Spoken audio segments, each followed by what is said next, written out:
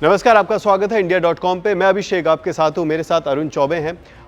भारत ने जो last night attack किया है, जो कहें कि बदला लिया है ऑपरेशन सिंदूर से, पाकिस्तान के बुज़दिल तरीके से जो पहलगाम पे अटैक है उसके बाद आज प्रेस ब्रीफिंग हुई है एमओडी की और एमईए की, यानी कि मिनिस्ट्री ऑफ डिफेंस और ministry of external affairs. Foreign secretary Vikram Misri और मैं आपको बता दूं कर्नल सोफिया कुरैशी और विंग कमांडर व्योमिका सिंह, इन लोगों ने प्रेस ब्रीफिंग करी है और हमें बताया है एग्जैक्ट ऑपरेशन सिंदूर ने क्या किया, कैसे उसने निस्तनाबूद किया है टेररिस्ट कैंप्स को पाकिस्तान की सीमा के 100 किलोमीटर अंदर जाकर।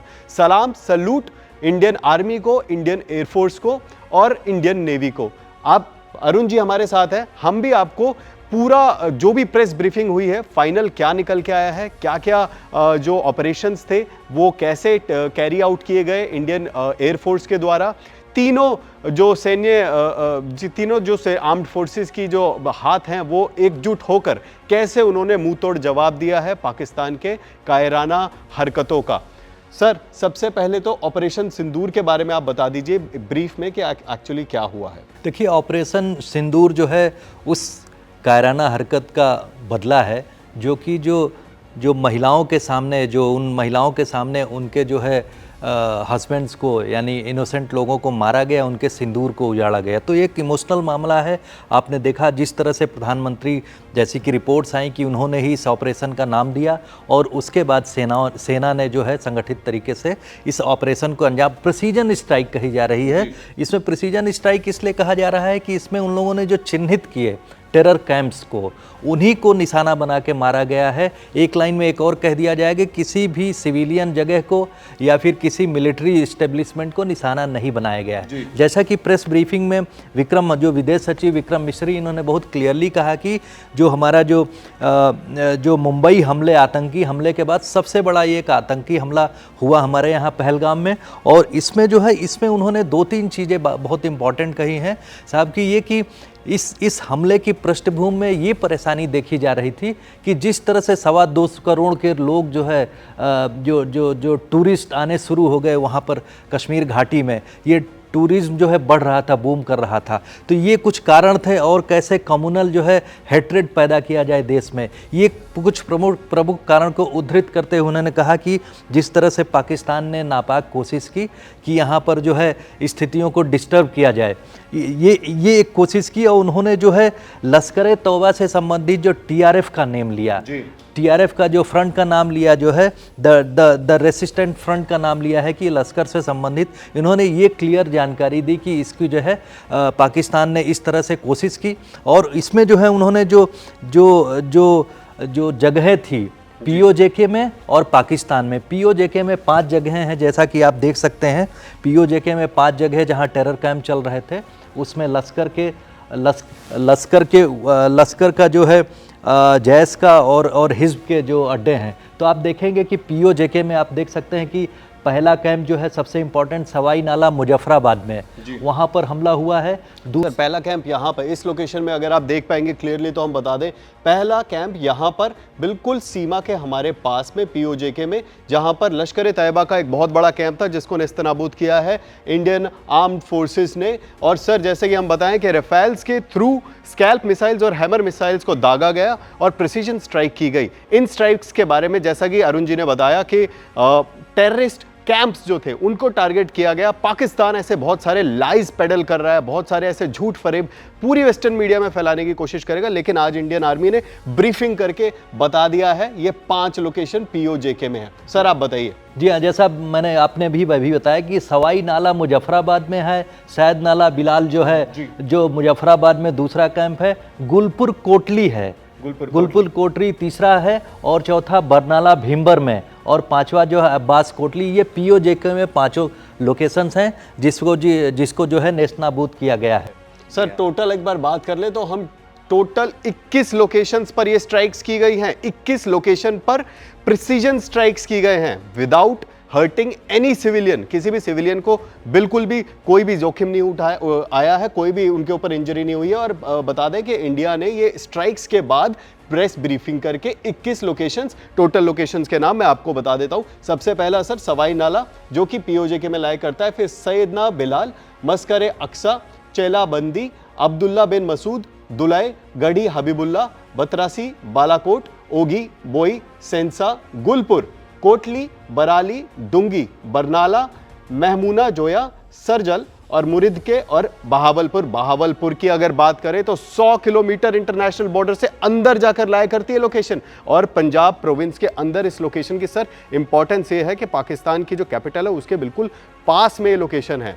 और इंडिया ने अटैक करना अपने आप में, ये 56 इंच का सीना जो है इंडियन आर्म्ड फोर्सेस ने यहाँ पर दिखा दिया है। हाँ, लेकिन हमारे पास वो कैपेबिलिटी है कि बिना उनकी सीमा में घुसे हुए हम जो है अपने रफेल के जरिए, जो जैसा आपने कहा कि जो स्कैल्प मिसाइल और हैमर मिसाइल का प्रयोग करके उन जगहों को जो है हमने निशाना बनाया। उसमें जैसा आपने बताया कि पाकिस्तान में जो सर्जल कैंप सियालकोट का है बहुत महत्वपूर्ण है। सर सर्जल कैंप पे हम आ जाते हैं, सर्जल कैंप की फोटो दिखा देते हैं, ये कैंप है वो सर्जल कैंप सियालकोट में है। दूसरा जो महमूना जाया कैंप सियालकोट पे दूसरा कैंप है, ये सियालकोट का ही है। और तीसरा जो है मरकज़ तैयबा मुरिदके बहुत इम्पॉर्टेंट जगह है, क्योंकि मुरिदके में कहा जाता है कि जो मुंबई अटैक हुआ था तो वहाँ पर कहा जाता है कसब ने भी वहीं ट्रेनिंग ली थी। और दूसरा हेडली, डेविड हेडली, दोनों का नाम आता है कि उन दोनों ने वहाँ पर ट्रेनिंग ली थी। तो ये मुरिदके का ये कैंप बहुत इंपॉर्टेंट था, एक तरह से टेरर का बहुत बड़ा अड्डा था जिसको जो फोर्सेज ने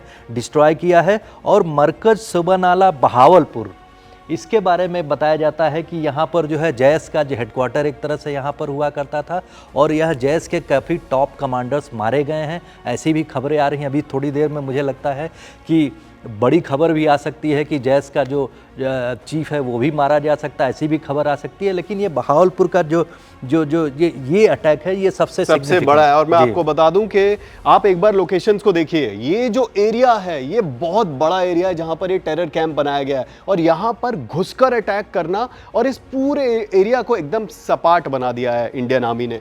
और इसके अलावा जो हम बात कर रहे थे सर, महमूना जोया, ये सर छोटे छोटे कैंप्स है, प्रिसीजन स्ट्राइक इसी को कहा जाता है। छोटी छोटी लोकेशंस को आपने ऐसे स्ट्राइक किया है कि शायद साइड में सिविलियंस या फिर किसी और पर कोई नहीं, ये सभी रिहायशी एरिया में बनाए हुए कैंप हैं। ये जो बहावलपुर में ये जो कैंप हैं ये सभी रिहायशी एरिया में इस तरह से बनाए गए थे कि साहब जो है जब अटैक हो तो ये कहा जाए कि जो सिविलियन एरियाज में अटैक किया जा रहा है, ये डेलिबरेट तरीके से एक तरह से पाकिस्तान का प्लॉय, ये प्रोपोगेंडा है सर। यही तरीका है जिससे कि पाकिस्तान हमेशा करता है, पहले वो अटैक, छोटे मोटे अटैक करता है ऐसे, फिर वो मार खाता है, फिर वो झूठ फैलाता है, झूठ फैलाने के बाद फिर वो सोचता है कि हम थोड़ा बहुत अटैक इन पे वापस कर दें, लेकिन फिर मार खाता है। लेकिन इस बार मार खाने के लिए उनके पास गुंजाइश नहीं है, सपाट बना दिया है। क्योंकि मैं फिर से मैं ये जो मरकज सुबहानल्लाह बहावलपुर की बात करूंगा, ये पूरा का पूरा मस्जिद, उसके नीचे जो है वहाँ उनका हॉस्टल और उसके पीछे उसका रेजिडेंस, इस तरह से बिल्डिंग्स देखेंगे अगर इस एरिया में, इस कैंप में, तो एक मस्जिद भी दिख रहा है और एक बहुत बड़ा एरिया, एक बहुत बड़ी बिल्डिंग दिख रही है।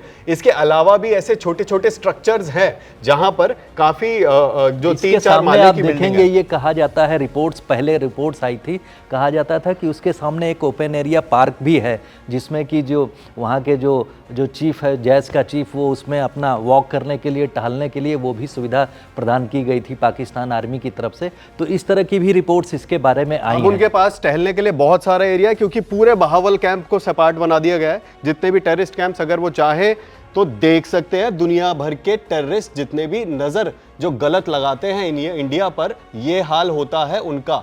और विक्रम मिस्री जो कि फॉरेन सेक्रेटरी है, उन्होंने साफ कह दिया कि पहलगाम अटैक के बाद ये पाकिस्तान का कायराना हरकत है और पाकिस्तान एक सेफ हेवन है टेररिस्ट के लिए। और अलग अलग लोकेशन इंडिया ने मार्क करी, उन्होंने पहले ही ब्रीफ कर दिया कि जितनी भी लोकेशंस हैं उस पर काम किया गया और हर चीज को प्रूफ के साथ पाकिस्तान को कन्वे किया गया है कि आपकी जितनी भी ये लोकेशंस हैं, खास तौर पर पाकिस्तान के मेनलैंड, सर पीओके तो फिर भी हम कह सकते हैं कि आउटर एरिया, लेकिन पाकिस्तान का मेन लैंड सबसे इंपॉर्टेंट पाकिस्तान है। पाकिस्तान का जो पंजाब प्रोविंस के अंतर्गत आती है, आप जानते हैं कि पाकिस्तान में जो पंजाब प्रोविंस है उसी से वहाँ की मिलिट्री के ज़्यादातर बड़े अफसर या वहाँ की लीडरशिप जो वहीं से आती है। तो वहाँ पर जो कैंप का होना और वहाँ पर प्रिसीजन स्ट्राइक करना, ये बहुत सिग्निफिकेंट है पाकिस्तान के लिए, आने वाले समय के लिए एक तरह से बहुत एम्बैरेसिंग भी है और उनके लिए एक तरह से झटका भी है कि साहब आप किस तरह से कहेंगे किस तरह से वर्ल्ड के सामने झूठ बोलेंगे कि साहब यहाँ कैंप नहीं था, यहाँ सिविलियन पॉपुलेशन थी, ऐसा वो किस तरह से कहेंगे। क्योंकि भारत ने जो है इंटरनेशनल कम्युनिटी को भी स्ट्राइक करने के पहले जो 15 दिन लिया, उसमें ज़्यादातर जो इम्पोर्टेंट जो देश थे, अमेरिका हो, रूस हो या यूरोप के कंट्रीज़ हों, सबको जो है कॉन्फिडेंस में लिया। उनके जो हेड ऑफ स्टेट्स को ये मैसेज कन्वे कर दिया गया था कि साहब इन जगहों पे जो है पाकिस्तान ने जो है टेरर कैंप्स स्थापित कर रखे हैं, हम उनको जो है निशाना बनाएंगे। इस तरह से एक सटल मैसेज हम लोगों ने कन्वे कर दिया था पहले से। ये जो मिसाइल अटैक हुआ है, रेफाल्स का यूज़ किया, तीनों जो हमारे सैन्य टुकड़ियाँ, तीनों अलग अलग, Indian arm forces, Indian air force, Indian navy, तीनों ने एक साथ होकर, अगर हम बात करें सर रात में कैसे तैयारी की गई, तो पहले इन्फॉर्म हुआ, ये हालांकि किसी को नहीं पता था, लेकिन इंडियन आर्म्ड फोर्सेस के उन लोगों को जो ये करने वाले थे उनको पता था।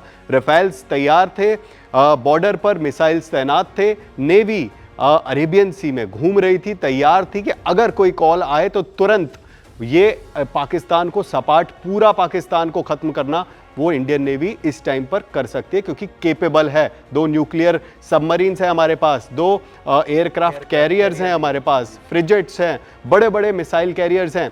अभी अगर हम आपको बताएं, इस अटैक में राफेल से स्कैल्प मिसाइल्स और हैमर मिसाइल्स के थ्रू एयर टू सरफेस वाली जो मिसाइल्स हैं उनका इस्तेमाल किया गया। लेकिन और भी ऐसी डिटेल्स हैं जो कि हम आपको धीरे धीरे बताएंगे, क्योंकि ऐसा भी सुनने में आ रहा है कि सरफेस टू सरफेस मिसाइल्स का भी इस्तेमाल किया गया है। कुछ मिसाइल्स डायरेक्ट बॉर्डर से दागी गई हैं, क्योंकि पाकिस्तानी एयर स्पेस में, जो कि पाकिस्तान के बॉर्डर के अंदर लगता है, वहां पर इंडिया ने एंटर नहीं किया और ये पाकिस्तान ने एक्सेप्ट भी किया है सर। जी हाँ, तो अब पाकिस्तान बहुत सारे झूठ और फरेब जो है वो सब हर जगह फैलाने वाला है। खासतौर पर सर पाकिस्तान के जो डिफेंस मिनिस्टर है उन्होंने रोना पिटना शुरू कर दिया है, वेस्टर्न मीडिया को रात ही को कॉल करना शुरू कर दिया है और उनको बोला जा रहा है, वो ऐसा बोल रहे हैं कि इंडिया के साथ इंडिया ने कुछ भी नहीं किया है, हमें कुछ नहीं हुआ है और हम जो है इसका बदला भी लेंगे। मतलब अपने ही झूठ में फंसते जा रहे हैं। वो एक्चुअली उस तरह से उन्होंने मैसेज पास करने की कोशिश की है इस समय कि हम लोग जो है, हमारे पास अब राइट है रिटेलिएट करने का। लेकिन जिस तरह से प्रिसीजन स्ट्राइक है, हम लोगों ने पहले ही कहा था, प्राइम मिनिस्टर का स्टेटमेंट आपको याद होगा कि हम आतंकवादियों को मिट्टी में मिला देंगे, उनके आकाओं को नहीं बख्शेंगे। तो उसमें उन्होंने उन्हीं जगहों पर अटैक किया जहाँ उनके आतंकवादियों के कैंप थे या उनकी लीडरशिप वहाँ पे थी। उन्होंने एक लाइन में कहा भी, जैसा कि अभी हम लोगों ने बात कही, कि हमने किसी मिलिट्री इस्टेब्लिशमेंट पे जो है अटैक नहीं किया है और उनकी टेरिटरी में भी हमारे जो है राफेल इंटर नहीं किया है। डायरेक्ट जो है, जो बाहर से जो स्ट्राइक हुई है मिसाइल के जरिए, ये भी एक सटल डिसीजन, एक सोची समझी रणनीति के तहत इस तरह का हम लोगों ने, जो हमारी सेना जो कि कैपेबल हैं इस तरह का डिसीजन लेने में, उन लोगों ने इस तरह का बुद्धिमत्तापूर्ण जो डिसीजन लिया। और सिंदूर ऑपरेशन के तहत जो है, सिंदूर जो ऑपरेशन सिंदूर, उसको जो है एक तरह से परिणाम में ला दिया गया है। और आने वाले समय के लिए एक तरह से देखा जाए तो एग्जाम्पल जो है ऑलरेडी इस सरकार ने सेट कर दिया है। लेकिन नेक्स्ट क्या होने वाला है? पाकिस्तान के अंदर अभी सुगबुगाहट है, अभी तो पैर कांप रहे हैं, पसीने हैं माथे पे, लेकिन आगे क्या करने वाले हैं? हड़बड़ाहट में कोई ऐसा डिसीजन ना ले लें जिसकी वजह से पूरा पाकिस्तान ही एक पार्किंग लॉट बन जाए। तो उसके लिए भी तैयारी इंडियन आर्मी की पूरी है। तो चलिए सर, आगे बहुत सारी खबरें, जो भी अपडेट आएंगे हम आपके साथ बने रहेंगे। India.com पर इससे जुड़ी हुई सारी खबरें आप जरूर देखते रहें।